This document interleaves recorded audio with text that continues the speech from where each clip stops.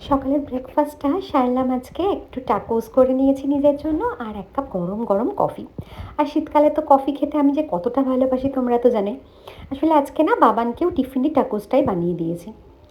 সকালবেলা প্রথমেই আটা মেখে আগে রুটিটা বানিয়ে নিয়েছিলাম। আটা আর ময়দা একসাথে মেখেছি, মাঝখানে বেশ কিছুটা মেয়োনিজ দিয়ে দিলাম আর এখানে একটু লেটুস দিয়ে দিলাম। আর এই যে কালকে যে কাবাবসগুলো বানিয়েছিলাম না, সেই মিশ্রণটা বেশ কিছুটা ছিল।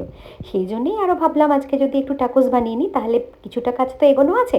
তাই বাবানের টিফিন নিয়ে বা আমাদের ব্রেকফাস্ট নিয়ে কিন্তু এতটাও বেশি চিন্তিত হতে হবে না। ওই তো লেটুসের ওপরে দুটো কাবাব দিয়ে দিলাম আর তার মধ্যে তার ওপর থেকে দিয়ে দিলাম একটু চিজ গ্রেট করে। ব্যাস দুটো রুটিটা একদম এক সাইড থেকে মুড়ে দিলাম, দিয়ে তাওয়া গরম করে তার মধ্যে দিয়ে দিলাম একটু বাটারটা মেল্ট হয়ে যেতে এই রুটিটা এবার এর মধ্যে দিয়ে দিলাম।